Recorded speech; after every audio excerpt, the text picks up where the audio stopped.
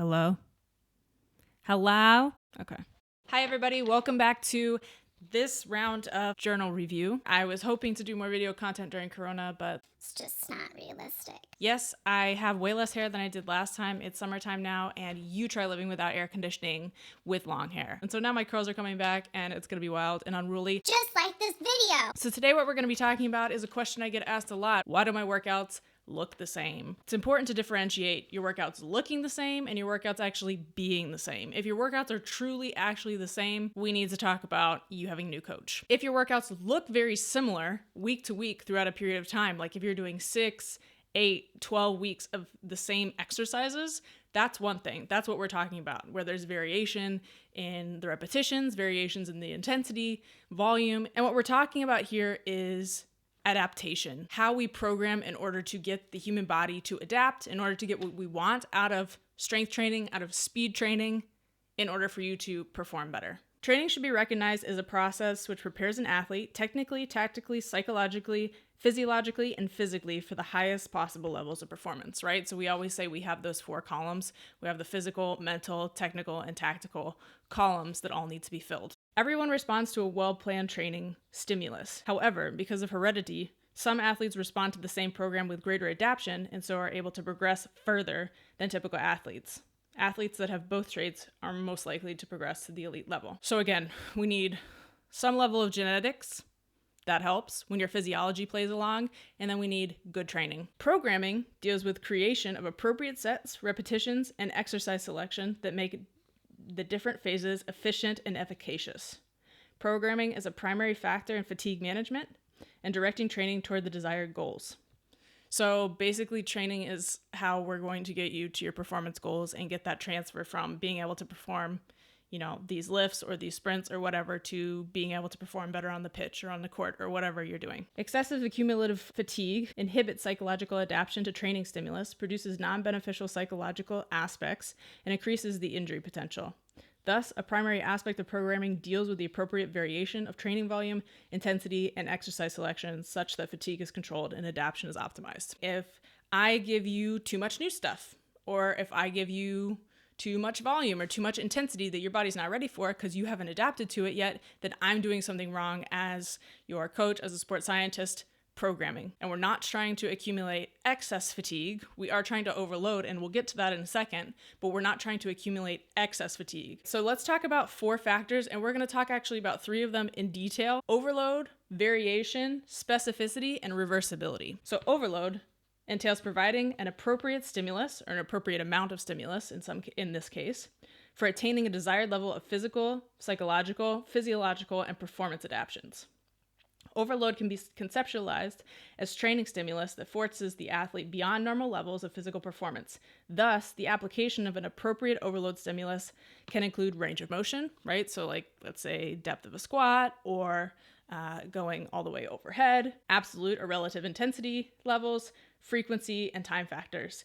And relative intensity is like, for example, your 1 rep max, we say you're going to do 90%. Appropriate variation is an essential consideration for continued adaptation over the long-term training program. Variation involves manipulation of the training intensity, speed of the movement, volume, rest and recovery periods, and exercise selection. The level of variation in the training program is directly related to the level of the athlete, with advanced athletes requiring a greater degree of variation compared to novices or beginners. We're always trying to give just enough stimulus, right? The minimal amount of stimulus in order to get an effect. So as soon as I hit that threshold, I'm not trying to drive you up over the threshold. That doesn't actually get an adaptation. I'm trying to hit that threshold and go a little bit further every single time and push your body to then go through the constant process of recovering itself. Your threshold then improves. That's overload. That's the general concept of I'm trying to trigger your body to now adapt to this new stimulus, but the body only adapts to new stimuli after seeing them several times. I can't give it to you one time and now suddenly you're adapted to it. If you just overload one time, you're probably just going to be really freaking sore. But because you never repeated that, your body never got used to or adapted to doing that. That's why the exercises and your workouts are the same, if not similar. So let's say your workout is a deadlift, a shoulder press, single leg squat. For a particular block of time, you might have those 4 exercises. However, during that time, you are getting variation. Now you're doing a Bulgarian split squat. It's the same movement, theoretically speaking, we've just now made it harder. We've increased the intensity, or maybe you're adding more weight onto your deadlift because you're doing less reps, now more weight, we have a higher intensity but less volume. So we're still changing something. We're varying the workout in order to force that adaptation, get the adaptation we want if the adaptation is strength. Now, if the adaptation is speed, we may be doing the same thing with distances, or we might be doing the same thing with intensity or volume, like total volume within a session. For 3 weeks, you do 10 by 10 meters accelerations. Maybe the first week you started at 90%, the second week you're at 100%. The total volume of the session increases because then we've added in things after that, or maybe we've adjusted the total number of reps, but you're still running 10 meters. Maybe there's a time variable as well. Maybe you've added a tempo variable as well, meaning how fast the repetition is or how much time is spent. So there's a lot of ways to add variability into a workout looking the same. It could still be very variable. If you just dump in a bunch of exercises into a workout and it's different every single time, you'll never actually get overload because your body cannot adapt to something that it's only seen one time. You have to add in variation when we go into a different part of the season, right? So from off season to preseason, it's going to look significantly different, just like in season, it's going to look different from the other two phases. And that's good because it's taking into account other factors. Okay, we're going to skip over specificity and we're going to talk about reversibility because this is something that, especially during Corona time, I got questions about a lot. This detraining question. So reversibility describes the loss of fitness that originally accumulated as a result of a training stimulus. And this can happen in two ways. So the first one is a removal or reduction of the stimulus can result in detraining, right? So if you literally stop training for 4 weeks, you're going to start going through the process of slowly detraining and your fitness will start decreasing by a varied percentage depending on the person and depending on the time. Secondly, involution of performance characteristics, which can be described as diminished performance capacity, even though the stimulus is still being applied. This type of reversibility often arises in relation to a monotonous, relatively unchanging program that is likely to result in too little mechanical variation in the training program. So too much variation can be a bad thing, but not enough variation can be a bad thing as well, right? If you're literally doing the same workout, completely the same amount of volume, same intensity, same exercises, and you never ever change it over a period of time, it'll stop working because your body's adapted to it and your body's like, there's nowhere to go but nowhere from here. So, sure. A type of involution can also occur as a result of maladaptions resulting from poor fatigue management, non-functional overreaching or overtraining being some of those things. So of course, we have to be really careful in how much variation we give, how much volume and how much intensity we give as sports scientists so that we don't overreach our athletes or put them in a vulnerable state. Involution is not uncommon after 12 to 16 weeks of training the same basic fitness characteristics, for example, basic strength or power, even though there can be considerable variation in the exercise type and, to an extent, also sets and repetitions. You have a hypertrophy phase first, and then you're going to have a maximal strength phase.